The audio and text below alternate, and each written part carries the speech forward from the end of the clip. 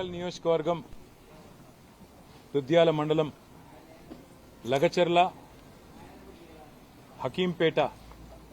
ఈ గ్రామ ఆడబిడ్డలు మా బంజారా ఆడబిడ్డలు అందరూ కూడా పొద్దున్నే హైదరాబాద్ దాకా వచ్చి అన్నా కేసీఆర్ గారి పార్టీ తెలంగాణ కోసం పెట్టిన పార్టీ 24 ఏళ్లు పూర్తి చేసుకొని 25వ సంవత్సరంలో అడుగు పెడుతున్న సందర్భంగా మీకోసం మా వంతుగా ఉడతా భక్తిగా మీరు మాకు మా కష్టంలో అండగా ఉన్నారు, మీ కష్టంలో మేముంటామని చెప్పి పొద్దున్నే వచ్చి తలా 1000 రూపాయలు వేసుకొని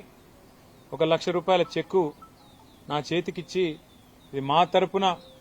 మీ పార్టీకి ఒక విరాళంగా ఇస్తున్నాం అని చెప్పి పొద్దున వచ్చినప్పుడు నిజంగా గుండె నిండా సంతోషం అనిపించింది.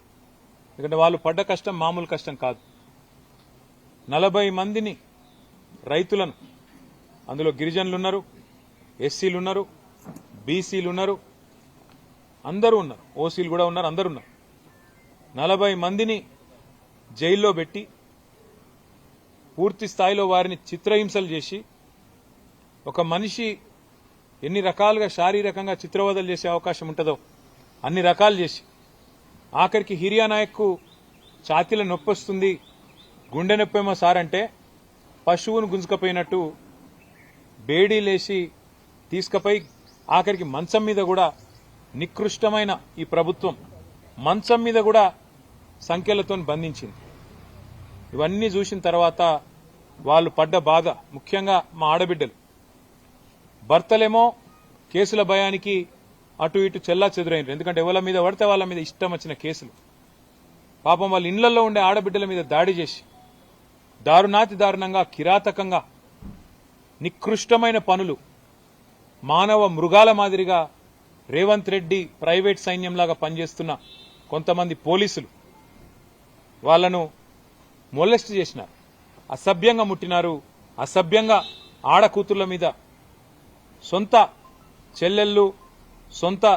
కుటుంబ సభ్యులు, ఆడపిల్లలు ఉంటారనే ఇంగితం కూడా లేకుండా వాళ్ళ మీద ఏ దిక్కు లేనోళ్ళు కదా అన్నట్టు వాళ్ళ మీద ఆనాడు ఇష్టం వచ్చినట్టు చేతులు వేయడం, తాకకూడని చోట తాకడం, నికృష్టంగా కామాంధుల మాదిరిగా ఆ రోజు దుర్మార్గంగా దాడి చేసినారు. ఇవన్నీ చూసిన తర్వాత గుండె రగిలి మా నాయకుడు, మా సోదరుడు నరేందర్ రెడ్డి అప్పుడు జైల్లో ఉన్నాడు, ఆయన కూడా 37 రోజులు జైల్లో పెట్టింది. గుండె రగిలి వాళ్ళందరూ మా దగ్గరికి వస్తే, ఇదే తెలంగాణ భవన్కి వస్తే వాళ్ళకి మాట ఇచ్చిన, అందులో ప్రెగ్నెంట్ అమ్మాయి జ్యోతి కూడా ఉండే, మిగతా ఆడబిడ్డలు అందరూ ఉండే, వాళ్ళకు మాట ఇచ్చి వాళ్ళ నీడికెళ్లి ఢిల్లీ దాకా తీసుకుపోయి మానవ హక్కుల సంఘం, జాతీయ మానవ హక్కుల సంఘం, జాతీయ ఎస్సీ ఎస్టీ కమిషన్, జాతీయ మహిళా కమిషన్ అందరినీ ఆ రోజు బీఆర్ఎస్ పార్టీ తరఫున నేను కూడా స్వయంగా పోయి మా సత్యవతి రాథోడ్ గారు, మా సబితా ఇంద్రారెడ్డి గారు, మా ఆర్ఎస్ ప్రవీణ్ కుమార్ గారు, శ్రీనివాస్ గౌడ్ గారు అందరం కలిసి నరేందర్ లేకపోయినా నరేందర్ కుటుంబ సభ్యులైన